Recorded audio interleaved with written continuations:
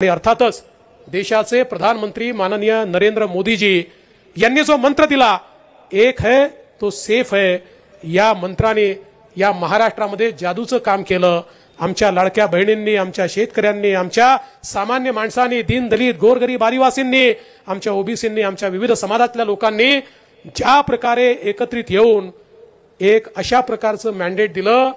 अनेक वेळा लोक म्हणतात भगवान देता है तो छप्पर फाड़ के देता है, अशा प्रकारचं मॅन्डेट आणि आमच्या मित्रपक्षांसहित माझे सहकारी राज्याचे माजी मुख्यमंत्री आणि आताचे उपमुख्यमंत्री माननीय एकनाथराव शिंदेजी असतील किंवा आपले राष्ट्रवादी काँग्रेसचे अजितदादा पवार असतील किंवा रामदासजी आठवले आणि आपले छोटे छोटे सोबतचे पक्ष असतील, या सगळ्यांच्या सहकार्यामुळे एक चांगला विजय आपल्याला मिळाला।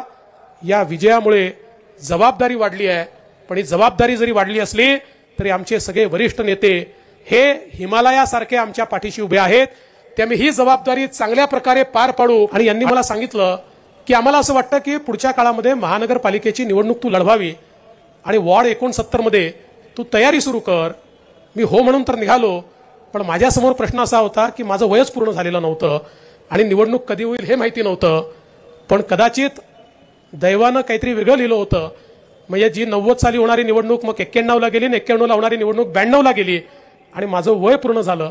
आणि त्या ठिकाणी या सगळ्या आमच्या नेत्यांनी मला आग्रह करून त्या वॉर्ड 69 मध्ये उभं केलं आणि तिथनं नगरसेवक म्हणून निवडून आलो। आणि कदाचित तेव्हापासनं जी राजकीय आयुष्याला सुरुवात झाली ती इतक्या वेगानं झाली की आजही मागे वळून बघितल्यानंतर 1992चा दिवस, ज्या दिवशी पहिल्यांदा नगरसेवक झालो, तो दिवस कालच घडला असं मला वाटतं। इतक्या वेगानं ही सगळी वाटचाल होत राहिली। महापौर झालो, आमदार झालो, पक्षात महामंत्री झालो, युवा मोर्चाचा राष्ट्रीय उपाध्यक्ष झालो, पक्षामध्ये प्रदेशाचा अध्यक्ष झालो, मुख्यमंत्री झालो, विरोधी पक्षनेता झालो, पुन्हा उपमुख्यमंत्री झालो, पुन्हा मुख्यमंत्री झालो। अशा प्रकारची ही सगळी वाटचाल, आपण सगळे लोक या वाटचालीचे साक्षीदार आहात। पण निश्चितपणे या प्रकारचा वाटा राहिला त्यांच्या मार्गदर्शनामुळेच माझ्यासारखा एक सामान्य कार्यकर्ता हा या ठिकाणी पोहोचू शकला।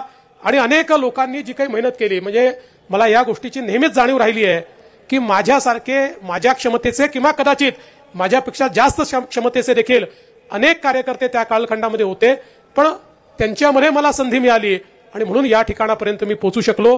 आणि म्हणूनच मी निश्चितपणे आपल्याला सांगतो, सत्ता किती मिळाली तरी ही सत्ता कधीच माझ्या डोक्यात जाऊ शकत नाही, कारण मला हे माहिती आहे की मी जे काही आहे ते भारतीय जनता पक्षामुळे आहे। भारतीय जनता पक्षाशिवाय देवेंद्र फडणवीसची काही अवकात नाही, भारतीय जनता पक्षाशिवाय देवेंद्र फडणवीस याचे कुठलाही वजूद नाही। आणि म्हणूनच हा पक्ष माझ्याकरता सर्वस्व आहे आणि कार्यकर्ते जे या पक्षाला खऱ्या अर्थानं तयार करतात ते देखील माझ्याकरता दैवतासारखे आहेत। आणि म्हणून हा सत्कार आज कार्यकर्त्यांच्या वतीनं या ठिकाणी मी स्वीकारलेला आहे। चंद्रशेखर बावनकुळे यांच्यासारखा एक सहकारी की ज्यांनी या ठिकाणी अध्यक्षपद स्वीकारल्यानंतर पायाला भिंगरी लावून संपूर्ण महाराष्ट्रामध्ये दौरा केला आणि प्रचंड उत्साह कार्यकर्त्यांमध्ये तयार केला।